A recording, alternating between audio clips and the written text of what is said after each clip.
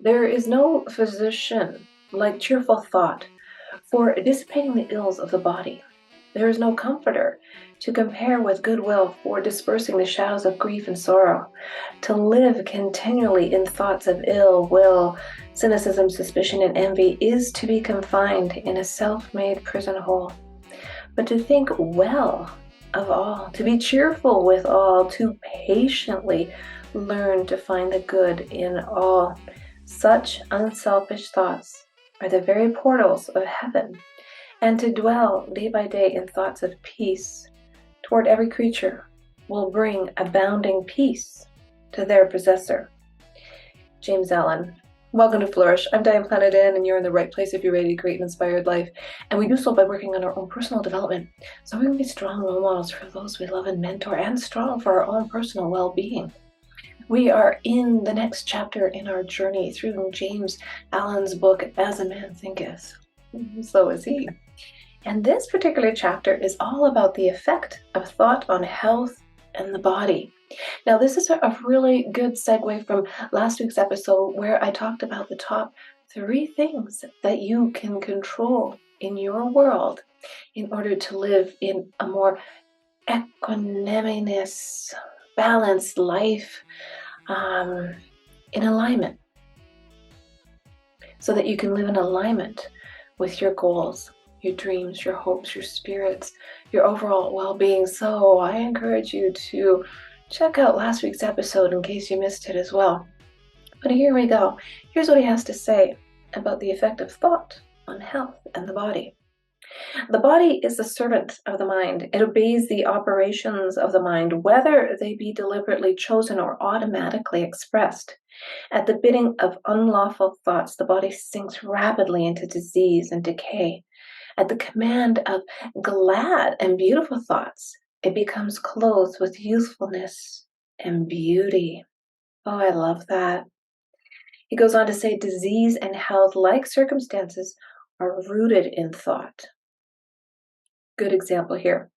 Anxiety quickly demoralizes the whole body and lays it open to the entrance of disease, while impure thoughts, even if not physically indulged, will soon shatter the nervous system.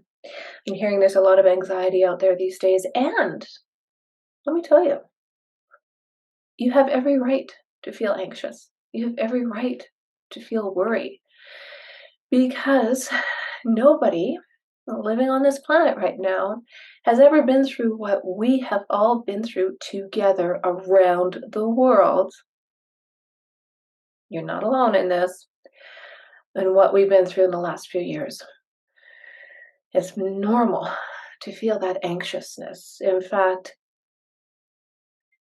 if you don't feel it, you're probably in complete alignment and balance and don't have a care in the world.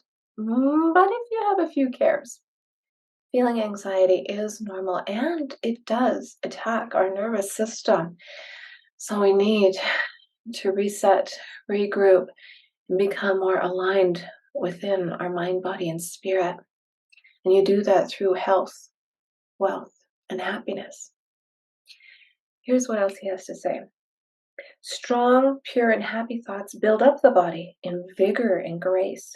The body is a delicate and plastic instrument which responds readily to the thoughts by which it is impressed, and habits of thought will produce their own effects, good or bad, upon it.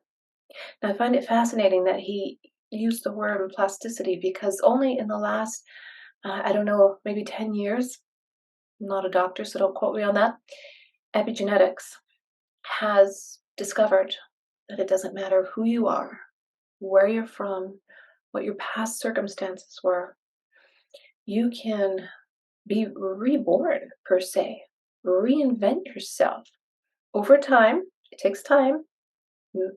I think the gestation period I heard the other day was 9 months, but that also makes sense, doesn't it? Because you're developing and you're growing and you're changing and you're becoming who you deserve to be.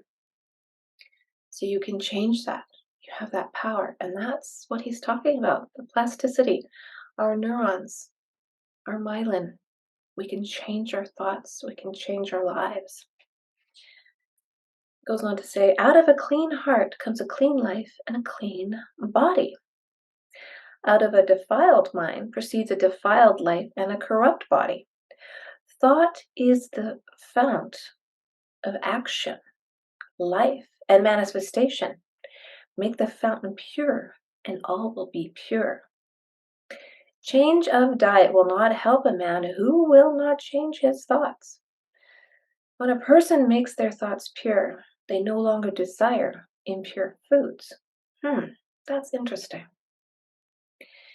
If you would protect your body, guard your mind, if you would renew your body, beautify your mind, thoughts of malice, envy, disappointment, despondency rob the body of its health and grace. A sour face does not come by chance. It is made by sour thoughts. Wrinkles that mar are drawn by folly, passion, and pride. I like that. A sour face does not come by chance. It is made by sour thoughts. That's where you have to delve in, create your own happiness, create the world that you deserve.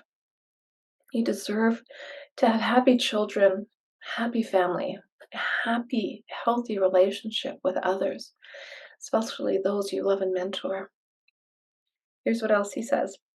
On the face of the aged, there are wrinkles made by sympathy, others by strong and pure thought, and others are carved by passion. Who cannot distinguish them, right? With those who have lived righteously, age is calm, peaceful, and softly mellowed, like the setting sun. Wow, how beautiful is that? With those who have lived righteously, age is calm, peaceful, and softly mellowed like the setting sun. So if you're looking at a face and it's wrinkled, those wrinkles might have been formed by a sourpuss, somebody who's bitter to the bitter end. They're angry at the world. They're angry at the fact that they didn't get what they wanted out of life. But those wrinkles could also mean that the person's had a peaceful, calm, and happy life. So as you grow in this world, as you develop, as you become who you are, and you learn and you change and you try something new, you're still going to get those wrinkles, but let them be wrinkles of calm, peacefulness, happiness, and a healthy life. And you will live a more inspired one. Well, if you like the show, share it with somebody you know, and hey, hit that subscribe button. You don't want to miss next week's episode.